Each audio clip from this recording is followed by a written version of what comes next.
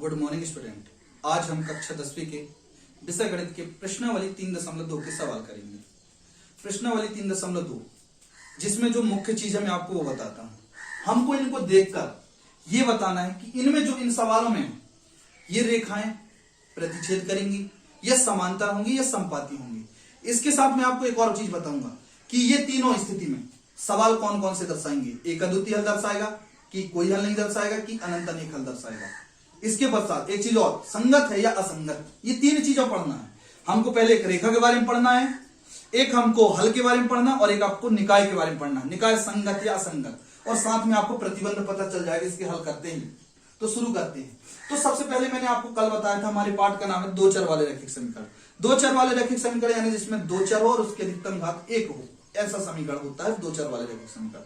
तो उसका मानक रूप बताया था मैंने कल आपको, ax प्लस by बराबर c। ax मतलब सबसे पहले x वाली राशि, फिर y वाली राशि, फिर बराबर, और बराबर के उस पर अचर राशि। हम देखते हैं यहां पर दोनों जगह x है पहले, फिर y है, और उसके बाद अचर राशि। जबकि मेरे अनुसार कि मैं बता रहा हूं कि दोनों अचर राशि कहां होना चाहिए, बराबर के उस पार।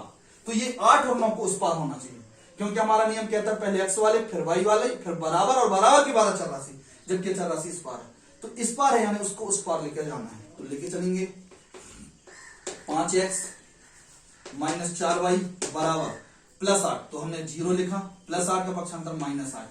अब 8 से 0 घटाएंगे, कोई अंतर आएगा नहीं आएगा, तो हमने इसको क्या कर दिया, माइनस 8 की माइनस 8 नाम लिख दिया समीकरण 1। यहां तक मेरी बात समझ में आ गया बेटा, आपको क्लियर है। ये हमने क्या किया, चर को उस अचर को उस पर पहुंचा दिया, क्योंकि इसको क्रम में व्यवस्थित करना, पहले x वाली राशि, फिर y वाली राशि, फिर बराबर, और बराबर के उस पर अचर राशि। ऐसे हम इसको व्यवस्थित करेंगे। ये हमारा लिखा है 7x प्लस 6y बराबर ऋण 9। ऋण 9 का पक्षांतर धन 9। क्या धन लिखेंगे यहां, नहीं, तो आ गया 9। आ गया आपका समीकरण 2। यहां तक समझ में आ गया। इसके पश्चात हम इसको यहां पर व्यक्त करना है। a1 बराबर समीकरण 1 से a1 b1 c1, समीकरण 2 से a2 b2 c2। a1 क्या है 5, b1 क्या है -4, c1 क्या है -8। क्लियर है। a1 क्या है 5, a1 बराबर 5, b1 बराबर -4, c1 बराबर -8। यदि यहां पर कोई संख्या नहीं होता तो यहां पर क्या संख्या बेटा, 1, तो हम यहां लिखते a1 बराबर 1, लेकिन फिलहाल की स्थिति में यहां पर 5 था। यहां तक समझ में आ गया। अब हम समीकरण 2 से 2 वाला लिखेंगे, यानी a2 बराबर 7, b2 बराबर 6, और c2 बराबर 9। a2 7, b2 6, और c2 9 आ गया। इसके बाद इसको बटे रूप में व्यक्त करेंगे, तो लिखेंगे a1 बटे a2 बराबर 5/7 अल्पविराम, b1 बटे b2 बराबर ऋण 4/6, और c1 बटे c2 बराबर 8/9। इनको काट के देखना है। काटने के बाद ये देखना है कि ये बराबर हैं या नहीं, बराबर हैं या नहीं। तो देखो ये 5 और 7 क्या कटेंगे, कोई संख्या से नहीं कटेगा। इसको काट के देखते हैं, 2 से कटेंगे, 2 दूनी 4 और 2 तिया 6। इसको काटने में आया 2/3। अब इसको देखिए, ये कटेगा क्या, नहीं। अब जब हम इसको देखेंगे कि ये दोनों बराबर, हमने जब इसको काटा भी तो ये आया 2/3, और ये क्या है 5/7। आप इन पर गौर करिए, ये 5/7 और ये 2/3, क्या ये दोनों आपस में बराबर हैं, नहीं। क्यों नहीं है, क्योंकि ये 5/7 और ये 2/3 है, साथ में ऋण भी ऋण 2/3 है। तो क्या ये दोनों बराबर है, यानी ये वाला और ये वाला बराबर नहीं। यानी हम इसको लिख सकते हैं a1 बटे a2 बराबर नहीं b1 बटे b2। क्यों बराबर नहीं, क्योंकि इनके मान बराबर नहीं। मेरी बात यहां तक समझ में आ गई बेटा, यहां तक क्लियर है। आप देखिए कि ये प्रतिबंध कैसे आया, हमने इसको आसमान से नहीं ले आया। ये यहां पर इसको जैसे हल करते गए, उनके मान रखते गए, और देखिए कि ये दोनों बराबर नहीं, इसलिए यहां पर आ गया बराबर नहीं। और यदि ये बराबर नहीं तो आगे के बारे में नहीं सोचते कि आगे बराबर है या नहीं। तो हमारे पास प्रतिबंध प्राप्त हुआ। ये जो हमको प्राप्त हुआ है a1 बटे a2 बराबर नहीं b1 बटे b2, ये प्रतिबंध है। इसको रेखा के बारे में आप सुनिए, इसका रेखा से क्या संबंध है। जब ऐसे आते हैं तो रेखाएं क्या होती हैं, प्रतिच्छेद करती हैं। रेखाएं प्रतिच्छेद करती हैं, और इस समय सिर्फ और सिर्फ एक अद्वितीय हल होता है और निकाय संगत होता है। पुनः समझिए इनका संबंध। यदि प्रतिबंध a1 बटे a2 बराबर नहीं b1 बटे b2 है, तब रेखाएं प्रतिच्छेद करती हैं, और हल सिर्फ एक अद्वितीय हल होता है और निकाय संगत होता है। यह इनका संबंध हुआ इस प्रतिबंध से। यहां तक क्लियर हुआ। अब हम दूसरे प्रतिबंध के बारे में पढ़ेंगे। यह हमको प्रतिबंध प्राप्त हुआ है, इसी प्रकार हम दूसरा करके देखेंगे। दूसरा है हमारा, दूसरा ये है, इसको हम यहां पर पहले लिख लेते हैं यहां पर एक बार, लेकिन लिखा है तो हम यहीं पे समझा दे रहे हैं। पर सबसे पहले आप देखिए व्यवस्थित है कि नहीं, तो देखिए दोनों जगह x है, दोनों जगह y है, पर अचर राशि फिर से इस पार, अचर राशि किस पार लेके जाना है, उस पार, तो लेके चलते हैं 9x प्लस 3y बराबर प्लस 12 का पक्षांतर -12। क्लियर बेटा। इसी प्रकार इसको करेंगे नीचे 18x प्लस 6y बराबर 24 को लेके गए, 24 में क्या चिन्ह प्लस, प्लस का पक्षांतर -24। पहले इसको यहां लिखना है, फिर हमने उसको दूसरे लाइन में व्यवस्थित किया। इतना समझ में आ गया? क्या मैं इसको मिटा सकता हूं? ये आपका कहां रहना है, यहां पर। क्लियर है? इधर ध्यान देंगे। अब ये व्यवस्थित हो गया। व्यवस्थित करने के लिए पुनः एक बार याद दिला दूं, सबसे पहले x फिर y फिर बराबर, और बराबर के बाद अचर राशि। ये व्यवस्थित हो जाए तो नाम दे देते हैं समीकरण 1, समीकरण 2। फिर से वही प्रोसेस मानना है कि a1 बराबर क्या है। अभी जैसे माने थे a1 बराबर क्या है, यहाँ 9, b1 बराबर 3, c1 बराबर -12। फिर दूसरे समीकरण से मानना है a2 बराबर 18, b2 बराबर 6, c2 बराबर -24। क्लियर है? अब इसको बटे रूप में व्यक्त करेंगे। a1 बटे a2 बराबर 9 बटे 18, b1 बटे b2 बराबर 3 बटे 6, c1 बटे c2 बराबर -12 बटे -24। इनको हल करके देखते हैं। हल करके देख रहे हैं तो देखिए कटेगा ये 9 एकम 9, 9 दूनी 18, 3 एकम 3, 3 दूनी 6, ये ऋण कट गया, 12 एकम 12, 12 दूनी 24। जब हमने इसको काटा तो हमारा 1/2 आया। क्या यहाँ कोई चिन्ह है? नहीं, धन है मतलब। इसको काटे तो भी 1/2 आया, इसको काटने में कितना आया? 1/2। गौर करिए, आपको स्पष्ट सभी बराबर दिख रहे होंगे। सभी कैसे दिख रहे हैं? बराबर। ये 1/2 आया, ये भी 1/2 आया, और ये भी 1/2, मतलब सभी आपस में बराबर। सभी आपस में बराबर का मतलब a1 बटे a2 बराबर b1 बटे b2 बराबर c1 बटे c2। ये तीनों आपस में बराबर है। ये कैसे प्रतिबंध प्राप्त हो गया? क्योंकि ये सब आपस में बराबर, इसलिए हमने यहां बराबर का चिन्ह लगाया।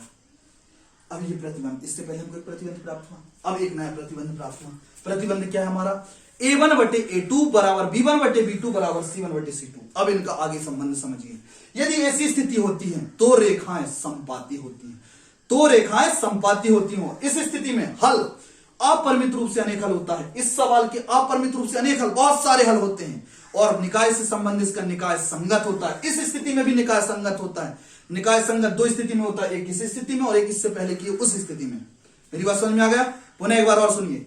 यदि a1 बटे प्रतिबंध आता है a1 बटे a2 बराबर b1 बटे b2 बराबर c1 बटे c2, तो रेखाएं संपाती होती हैं, हल अपरिमित रूप से अनेक हल होता है और निकाय संगत होता है। क्लियर है? इसके पश्चात हम तीसरा सवाल करेंगे। यहां तक समझ में आ गया? तीसरा, फिर से पुनः सवाल देखिए। इसको ये लिखा है आपके सामने, ये 6x माइनस 3y प्लस 10 बराबर 0, 2x माइनस y बराबर प्लस 9 बराबर 0। फिर से देखिए दोनों जगह x है। आप इसको सवाल यहां लिख लेंगे, पहले सवाल लिख लेंगे एक बार, उसके बाद हल करके एक बार सवाल लिखेंगे। इसके बाद मैं व्यवस्थित कर रहा हूं, क्योंकि ये व्यवस्थित नहीं है। ये 10 और 9 को उस पार होना चाहिए। सबसे पहले x फिर y फिर बराबर और बराबर उस पर अचर राशि। तो x तो है 6x माइनस 3y बराबर ये प्लस 10 का पक्षांतर आ गया -10। आगे बढ़ते हैं, ये वाले में 2x माइनस y बराबर प्लस 9 का पक्षांतर किया -9। यहां तक क्लियर हो गया? आप ये वाला जो सवाल है इसको आप यहां हल करके पहले इसको लिखेंगे फिर इसको लिखना। क्लियर है?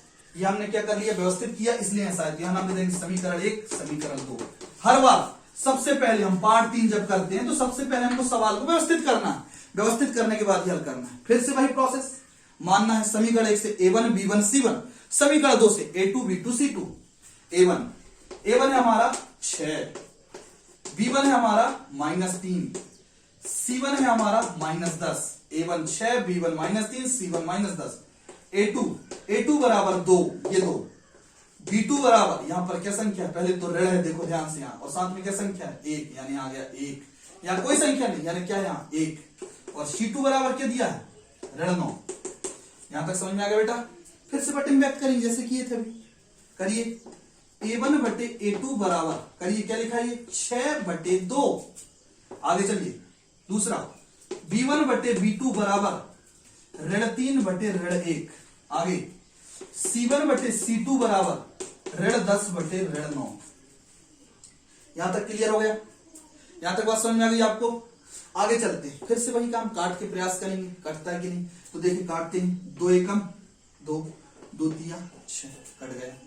यहां पर देखते हैं ऋण कट गया। अब ये 1 है तो 1 को तो काटा जाता नहीं, काट दिए। इसको देखते हैं, यहाँ ऋण कट रहा है, संख्या भाग देके देखते हैं, इसमें 2 का भाग जाता है, क्या इसमें जा रहा है? इसमें 3 का जाता है, क्या इसमें जा रहा है? नहीं कट रहा है। जब हमने इसको काटा तो ये हमको प्राप्त हुआ 3/, गौर करिए यहाँ ध्यान से, ये 3/1 आया, ये भी कितना है 3/1, यानी ये दोनों आपस में बराबर। लेकिन क्या ये 3/1 है? नहीं है।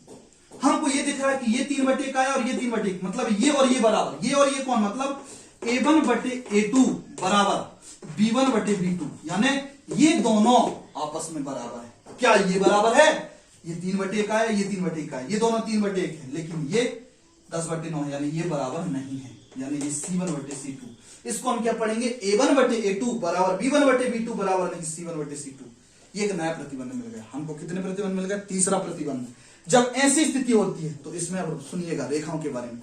इस स्थिति में रेखाएं समांतर होती हैं। इस स्थिति में सवाल का कोई हल नहीं होता है और निकाय असंगत होता है।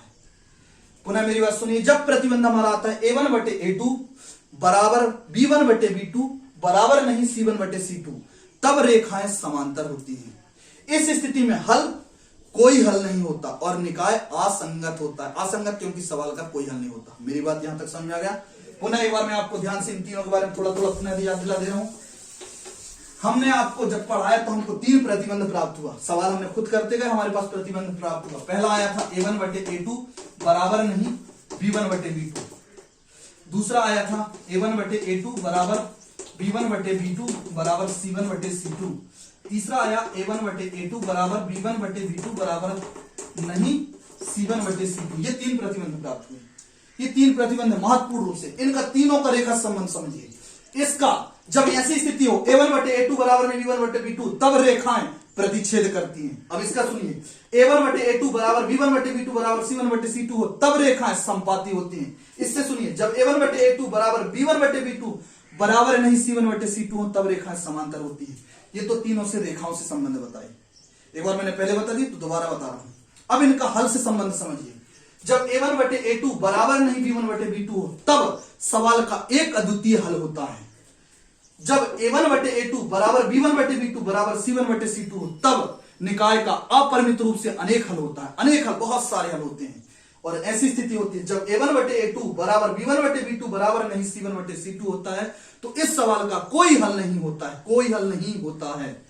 ये तो हुआ हल। सबसे पहले मैंने आपको रेखाओं संबंध बताया, अब हल बता दी। अब निकाय सुनिए, जब a1 बटे a2 बराबर नहीं b1 बटे b2 हो, तब निकाय संगत होता है।